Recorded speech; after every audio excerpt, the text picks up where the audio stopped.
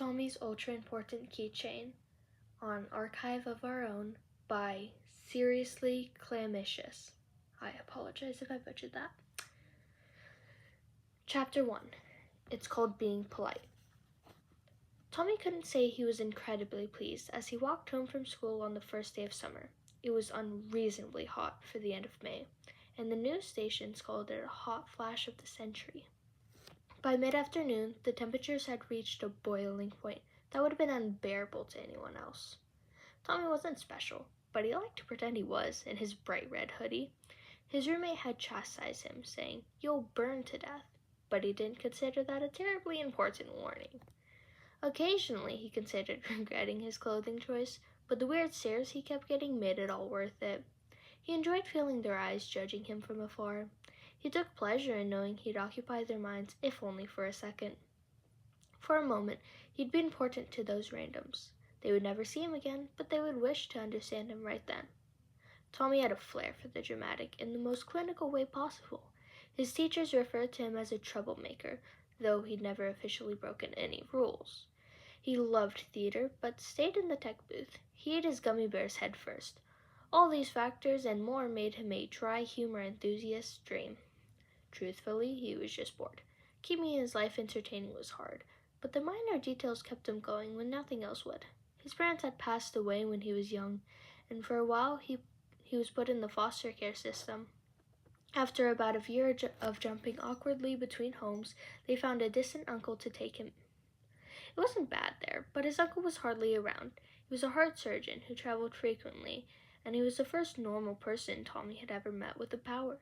He was gifted with steady hands. In any other profession, it was terrible, but his uncle saved a lot of lives. Naturally, that also meant he made a lot of money. Unfortunately for Tommy, his own power was far from life-changing. The doctors believed it was a disorder at first, and it took several full-body scans for them to admit it was his power. Heightened pain tolerance. Don't worry, he was aware it sucked. To add to it, he got a little bit of resistance as well. It wasn't anything stellar, but it meant that no matter how much he fell out of the tree in the schoolyard, he never got any broken bones. Maybe a bruise here or there. His skin was not as stubborn though, and minor things like paper cuts turned out to be quite a problem. Since he couldn't feel slight pains, he rarely noticed if he got any. This resulted in a nasty infection when he was 10. Believe it or not, Tommy wasn't terribly fond of his so-called gift. His uncle promised that even the most insignificant powers could make a difference, but it meant very little when they were drinking out of crystal glasses in his penthouse apartment that he'd bought thanks to his gift. He was 15 when his uncle had to move away permanently. Tommy was intent on finishing high school in the city of Pogtopia, and no amount of fighting made him want to leave. His uncle allowed him to stay on the condition that he'd get a job and call once a month. Using the infinite salary of a heart surgeon, he moved into a smaller 2-bedroom apartment a few blocks down south of City Central. It was admittedly a bit lonely. As a solution, he convinced his best friend to move in. Tubbo had been his closest friend since his first year of high school. They clicked during their mandatory health class, both taking turns making assorted jokes about the male anatomy. Tubbo wasn't exactly in his family's good graces after he set off a homemade smoke bomb in their living room, but Tommy was beyond welcome to let that energy into his home. Luckily for him, Tubbo was much more respectful in their apartment. He had a day job at a local car garage where he could do most of his experiments. From what Tommy had heard, his roommate was allowed to take any metal he wanted from the scrap pile, and that usually resulted in a variety of bombs being built during his lunch break. To outside eyes, Tubbo looked like a dangerous psychopath in the making, but Tommy could swear he wasn't. Simply put, it was just his roommate's gift at work. You see, Tubbo had this special tendency to be able to see designs that no one else could. His powers were called metallic eyes. Tubbo's stare could pick out specific parts of metal junk that could be crafted into something else. Combined with his natural ability to invent, he was very talented. Most of the time, his efforts resulted in some form of harmless bomb, but occasionally they were useful. In his free time, Tubbo once designed a working lamp fashioned from only scrap metal at a local art show. It sold for $500. Tommy was very proud, obviously. His job wasn't nearly as entertaining, though he wasn't sure if he would have liked anything else. He worked at a frozen yogurt shop called Ender Ice. It was quite possibly the best job you can get during the winter. There was rarely any customers, and they were usually not nicer thanks to the holiday discounts. But it wasn't winter anymore, and there's no more holiday cheer. Ma'am, I'm sorry, we don't offer the limited time Easter flavors anymore, Tommy had explained modestly during his latest shift. The woman glaring at him was far too egotistical to notice a growing line behind her. We stopped offering those 4 weeks ago, after Easter ended. He proceeded to get an earful about the disrespectful youth and how much her kids had been looking forward to this specific flavor. Tommy remained politely deadpanned. Eventually, the manager had been requested. Stepping away from the register, he took guilty pleasure in knowing that her kids would likely grow to resent her in a few years. Their shop was criminally understaffed, but the owners were more than happy to volunteer their son, Ranbu, to fill the gaps. He was a nice kid, only slightly older than Tommy, but unnaturally tall. He took over the position of shift manager if his parents weren't around, which was typically the case for Tommy's hours. Ranbu was happy to deal with the Karen at the front, and Tommy basked in his momentary rest. From the back, he could practically hear his manager's kind smile and sharp words. Likely, this woman would leave before he even had to pull the owner card. Ranbu was the most passive-aggressive fucker he had ever met, so it wasn't uncommon to see a smug look on his face while he dealt with rude customers. Deep down, Ranbu was still a kid who enjoyed feeling powerful from time to time. I'm calling corporate, the Karen shouted as he heard bells signaling her retreat. I'm going to report you. We're a family business, Ranbu chuckled, sending a shiver up Tommy's spine. We don't have a corporate. Have a cool day. The blonde relaxed in his chair, happy he was left with someone competent at the very least. Enterprise was the first place that had even considered him for a job. Most stores didn't like that he was a 17-year-old living without a guardian, and they treated him like shit. The Enterprise family was godsend. Ranbu's parents weren't too strict, and he passed the interview with flying colors. It took him a while to get the hang of froyo machines, but eventually it clicked into place. He wasn't stoked to be stuck with the opening shifts at first until he realized they opened at noon. If you asked him, that was significantly better than the stark 6 in the morning demand by other shops. Although sometimes Tommy noticed a few weird things happening when Ranbu was around. It wasn't uncommon to zone out during slow points of the day, but the owner's son seemed to appear behind him whenever he started to. It would startle Tommy awake, he would startle Tommy awake, then disappear in a blink. The occasional stares weren't enough for him to quit, but he sincerely hated the way Ranbu could sneak up on him, no matter how aware he was. It had been a while since his last shift, so he'd gone heart attack free for a little over a week. Summer signaled the beginning of his nearly daily shifts, so his streak would be broken soon. For now, though, he was freely walking home. He had been in a bad mood for a little over an hour, but it didn't have anything to do with work at home. Instead, it had to do with the book he held, his yearbook. Tommy was pretty great, and Tubbo knew it. The only problem was that nobody else had the same opinion. He'd come across as rather loud and annoying to those who hadn't met him, which didn't fare well with his reputation. The other students loved to put him down in little ways, but the most recent plot was cruel. He had been voted least likely to become a hero by his entire class.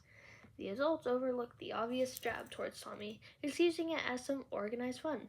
It probably wouldn't have been as effective if it weren't for them finding ignorance. He knew they hated his extroverted outbursts in class, but this reached a new low. It was too late to fix anything now. The yearbooks had been finalized, printed, and distributed. Tubbo had tried his best to soothe Tommy's understandable rage, but his friend would never quite understand what he was going through. Tubbo had a reliable power that could bring in profit or usefulness if it applied the right way, but Tommy didn't. Unluckily for him, most of the students at his high school had grown up with him. They watched him come into his powers, and they knew the underwhelming extent of his so-called gift. The more devious ones didn't hesitate to use it against him, although it did make physical bullying a bit harder. Frankly, he didn't want to be a hero. Those kids always slowed his morning's bus routine. He wasn't sure why they had to do interviews in the middle of the street at 6 in the morning, but it wasn't helping anyone. Not to mention the never-ending stream of interviews and talk shows with people's internet gems. Show heroes had to be one of Tommy's least favorite types of people. They were overhyped individuals with powers that only looked impressive on television. They thrived off media presence and had likely never stepped foot on a battlefield. On top of that, they were the only heroes that had actively revealed their secret identities. There are people like Jay Schlatt, who was known as the Golden President, and S. Major, who was known as Iris. Tommy obviously didn't know them personally, but seeing them online was enough for him to be fed up with it all. The Golden President had the power to turn metal objects into gold. Using this, he was able to gain quick popularity from the money-hungry news executives. Every time he appeared on TV, he seemed slightly more hungover than the last time. Instead of ending poverty, he lived luxuriously in a penthouse on the north of town. Basically, he was a personification of the phrase, the rich get richer. Iris was less of a bothersome person, but Tommy didn't understand his hype. He had the powers to switch colors of any objects within his radius. During talk shows, his running gag would be changing the color of the host's clothes until they noticed. He had never fought against the town's plentiful villains, but the interviewers ate up his pity stories and how hard it was to be a hero in a modern society. The only show hero who seemed half decent went by the name Mr. Beast. His power was fortune, which he gladly shared with an array of different people. Those who touched his hands would find themselves extra lucky in the days to come. Rich and poor alike would be allowed to meet him, and he never seemed to stop smiling. Tommy could more or less understand why the media preferred to podcast show heroes over the real deal, at the very least. When there were downtime between fighting villains, it wasn't uncommon for the interviewers to invite the actual heroes onto the shows. The difference between paid actors and camera-shy supers was kind of embarrassing to watch. Half the time they gave mediocre answers to the questions, and the other half they spent looking visibly miserable. Tommy about threw his television out a window after an interview with Glitch. The hero was beyond impressive on the battlefield, with the power to heal almost any injury, but he froze up when asked about his love life. Glitch was only one of the city's top three heroes. They called themselves the Dream Team in true egotistical hero fashion. The other two members of the group were Speedrunner and the Devil. Tommy had obsessed over them for a while when they first debuted. Speedrunner could move super quickly, and the Devil could sneak through shadows undetected. They had debuted individually. Tommy doubted they would be as popular as they were nowadays. Out of every power in the city, there seemed to be less of a threat to the villains. However, during the first televised fight, they moved so effectively it was difficult to not be impressed. Tommy remembered watching it like his life depended on it. The Devil popped up behind the villains while Speedrunner acted as a distraction, dodging gunfire. If ever one of them got hit by a spray of bullets, the wound sealed almost instantly, thanks to Glitch. Any normal human could tell you that powers as extraordinary as the Dream Teams were not things you could be born with. It was typical for heroes to be the result of magic items. To be lucky enough to come into a possession of a magic item was 10 times better than winning the lottery. Some items gave you new powers entirely, others just enhanced the ability you were born with, so no matter what, they were insane. Naturally though, villains also got their hands on said items. People like Midnight, Fortress, and Icarus practically ran the city's underground. There was less public knowledge of their powers than the top heroes, so Tommy wasn't certain about what they could do. He just knew they were a threat. Tommy had been praying that he'd stumble across some infinitely powerful magic item for years with no luck. Hiding pain tolerance wasn't much by itself, but combined with something legendary, he could be unstoppable. Despite his personal vendetta against them, he thought he'd be an excellent hero. He'd swoop in to save civilians and do well on late-night talk shows, making up for everything the others lacked.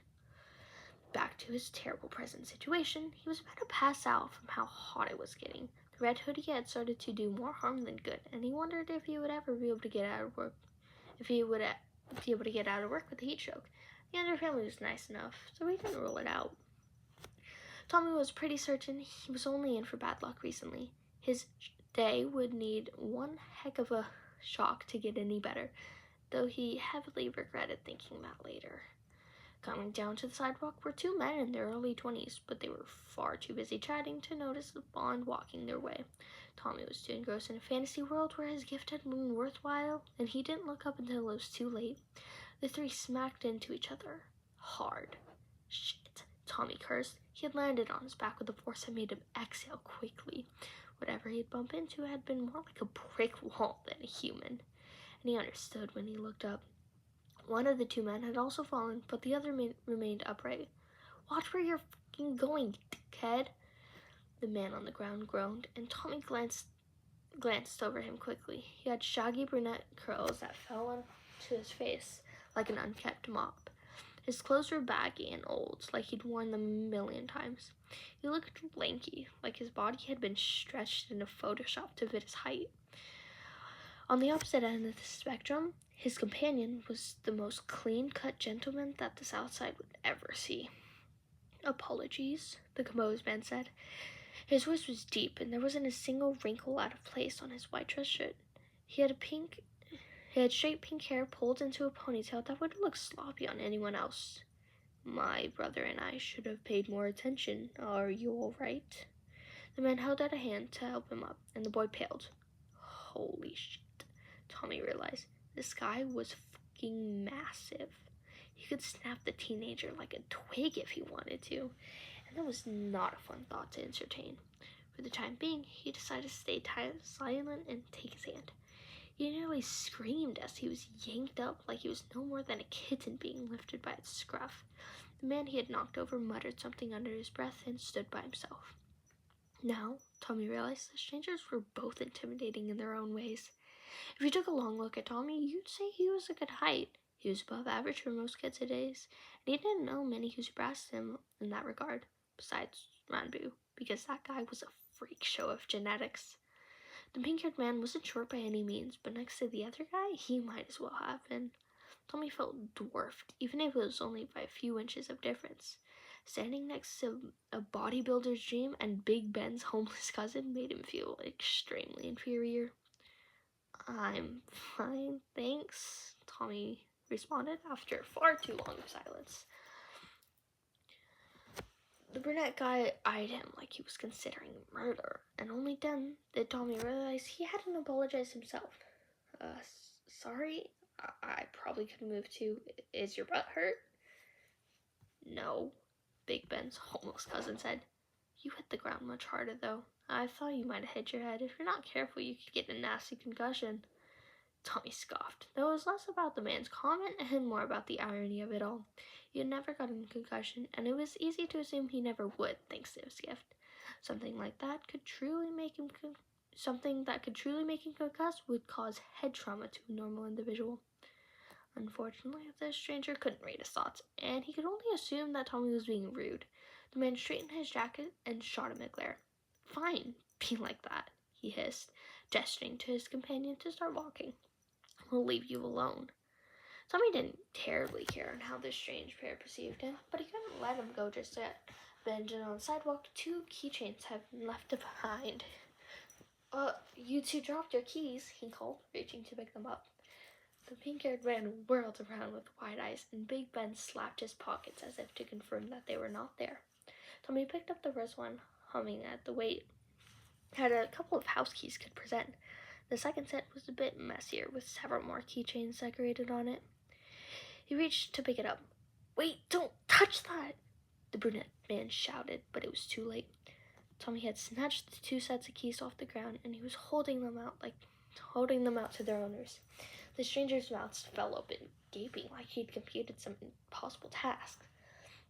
Tommy wasn't entirely sure what was wrong with him holding the keys, but he glanced at them anyways.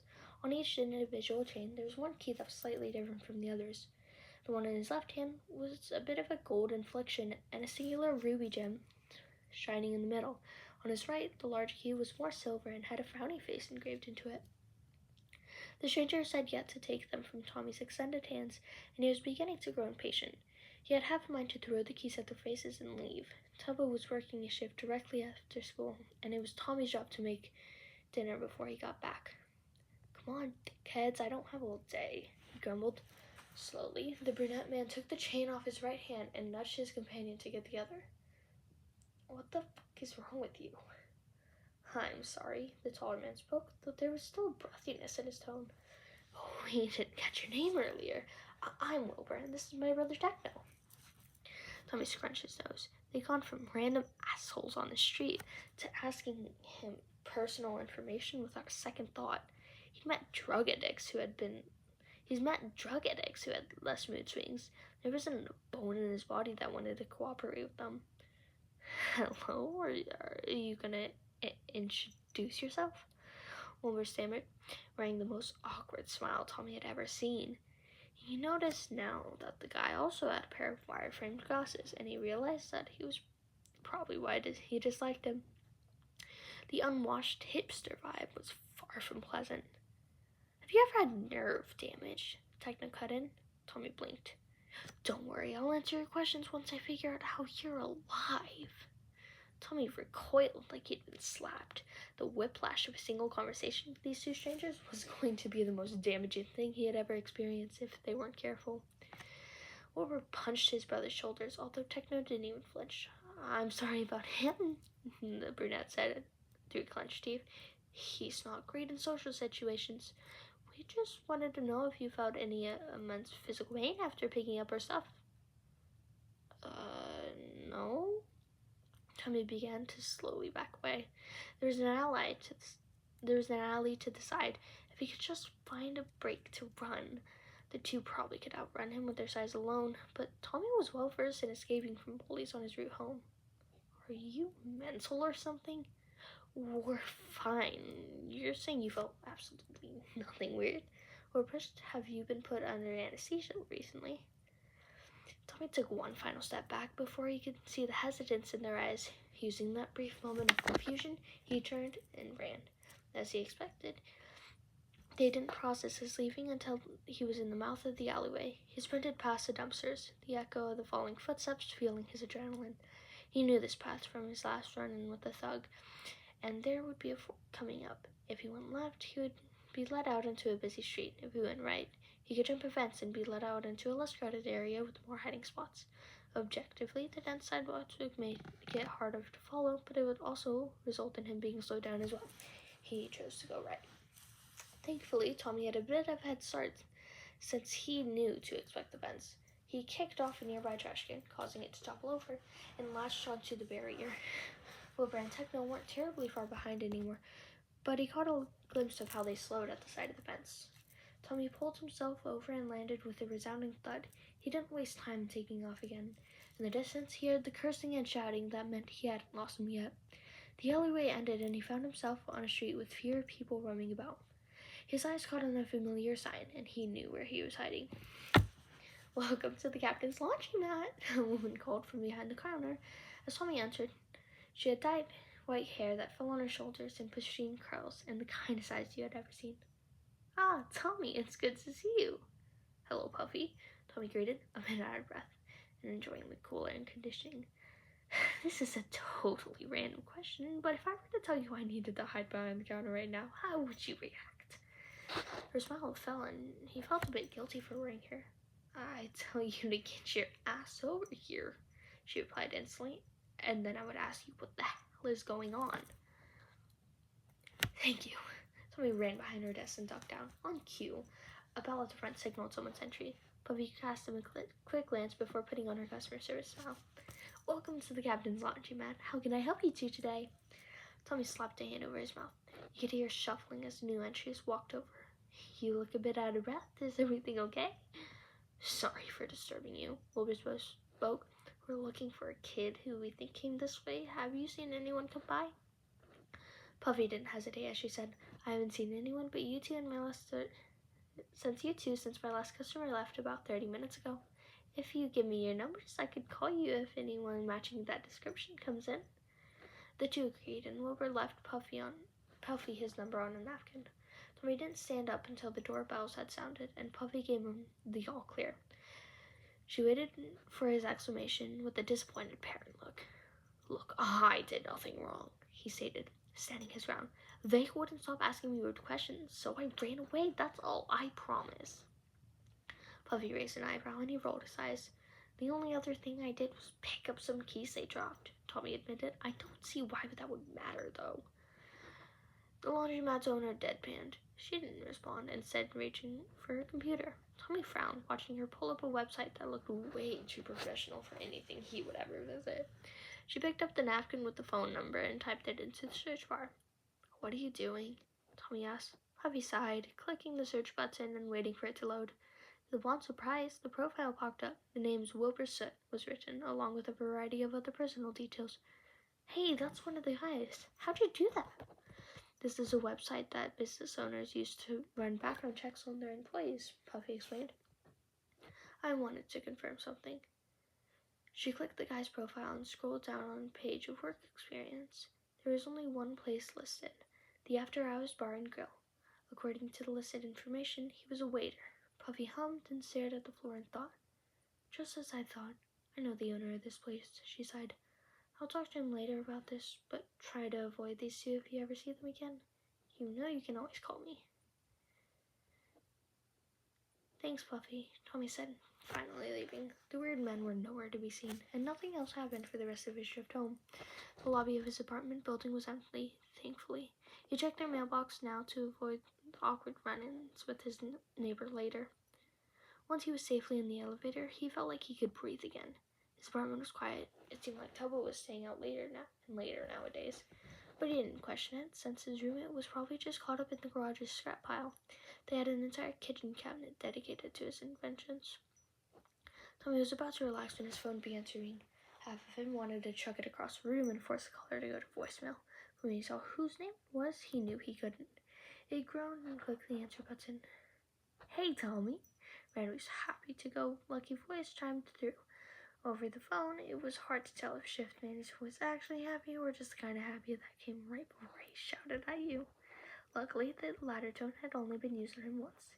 In his defense, how was he supposed to know you weren't supposed to nap in the freezer? Hey, Boo, what's up with you? Tommy yawned, stretching out on the couch. He switched on the TV and muted the volume. He left a news channel that was currently broadcasting a fight between some vigilante and a couple of bank robbers. The criminals were losing horribly. The vigilante, Mecha, had debuted a few months prior. He had stopped an elaborate robbery using a giant robot and a collection of smoke bombs. His identity was obscured by a pair of giant tinted goggles and a fluffy white winter coat. Tommy imagined he was sweating bullets under there. For this fight, Mecha was using 3 human-sized robots to chase the robbers into a corner. Tubbo was a huge fan of this vigilante, even though the guy barely appeared in the media. Tommy didn't question it too much, since it was probably just his roommate gushing over the technology. Out of curiosity, he made sure to record the fight. Nothing much, the usual really, Renbu said. I just wanted to confirm that you're going to be here for tomorrow's shift, right? The opening one? Yeah, Tommy replied. Have your online classes ended yet?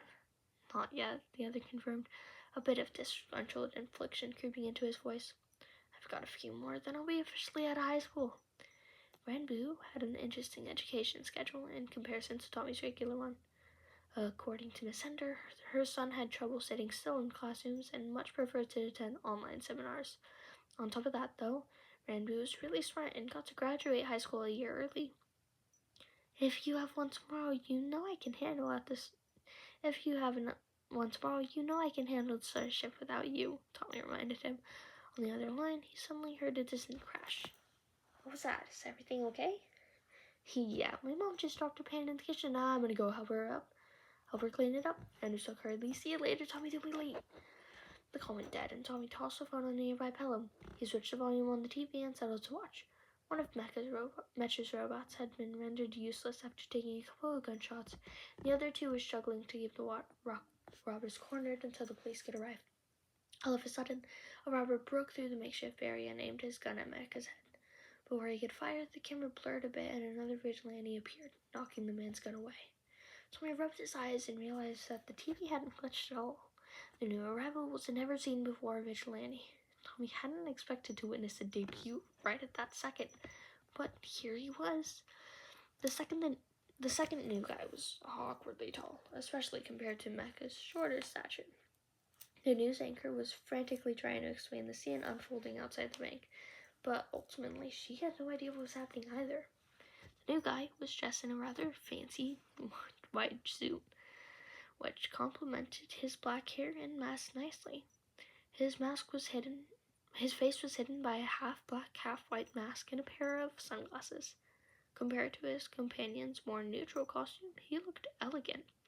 The camera zoomed in on the scene, and Tommy could clearly make out the smug smile on Match's face. A police car had finally pulled up, so the two should have left long before. Vigilantes were usually no threat, but they counted as unlicensed heroes and could be arrested if caught. For some reason, they were making no moves to escape. Matcha called off his robots and they fell over lifelessly. The police were quick to handcuff the robbers, and they hesitated to turn the weapons on the other two. Slowly, a cop said, "Put your hands up, Matcha, and blink," the new vigilante chirped. "It's been nice, but we have to get going now." Tommy's eyes widened as the two disappeared in a blur. The cops looked around in confusion, and the cameras cut back to the studio. The news anchor immediately started rambling about the dramatic debut of Blink, but Tommy wasn't listening anymore. Vigilantes didn't typically possess any magic items, which meant this new guy had been born with a genuinely amazing power. Teleportation wasn't even seen among the top heroes. If Blink managed to catch the eye of any hero organizations, he could be in for a huge career. Tommy was very glad he'd recorded the fight now, because he was rewatching it again and again. Tubbo didn't get home for another 20 minutes, but he was smiling like a lunatic from the second he walked in the door. "I'm guessing you saw the debut today," Tubbo said, gesturing to the television. "I had to watch it on my phone while I repaired some old man's car. Dude blew his exhaust pipe right as I was closing, and I'm way too nice." He stepped in the apartment and frowned. Tommy's too engrossed in his fifth rewatch of the fight to notice. Tubbo set his stuff down and walked wordlessly to the kitchen. It wasn't until Tommy heard sizzling on the stove that he remembered he was supposed to make dinner. "Sorry, big man, I totally spaced out that it was my night to cook," he groaned, walking into the kitchen. "I had to take a long detour to Buffy's after school because of these two weirdos. By the time I was home, the fight was on." Tubbo shrugged, unbothered. "It happens. I'll make us both some bacon or something. I hope I know some more bullies, though. I can build you a stink bomb if you want." Tommy shook his head and sat at the table. It wasn't the first time his roommate had offered to build him something. In Tubbo's own words, bullies make a good practice dummies. Once they were walking, some thugs tried to bother them. He pulled out an untested smoke bomb and told Tommy to run like his life depended on it. Turns out the bomb worked just fine, but Tubbo liked to remind Tommy that it had a serious chance of exploding and sending shards of metal flying everywhere. Somehow, that did not reassure him about the hundreds of tiny projects sitting around their apartment. "It wasn't bullies, and I really don't feel like being your guinea pig with those things," Tommy huffed. "I was polite to two dudes on the street, and they started following me around. Puffy let me hide in the laundromat, and now she's gonna call their boss or something. I'm glad she has it handled." Tubbo hummed happily. The smell of bacon was starting to slowly make its way around the room. "Puffy is so awesome." Tommy agreed. After a little bit of waiting, they ate their breakfast for dinner. Groceries were running a bit low, so Tubbo promised he'd make a run to the store at some point. Afterwards, they piled onto the couch to binge whatever show they could find on Netflix.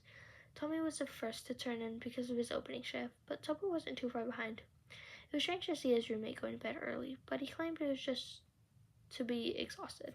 He claimed to just be exhausted. That night, as he was about to fall asleep, Tommy couldn't stop thinking about his strange encounter. Thankfully, he wouldn't have to walk that route again for a while, so he didn't plan on running into those guys. He would have to be pretty dang unlucky to meet them again.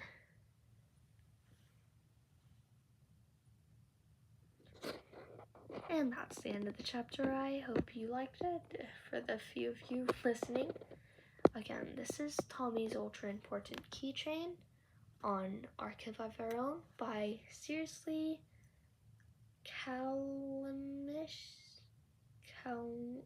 I don't know how to say that. I do apologize. Go check him out. This fanfic is amazing. I will see you guys next time. Goodbye.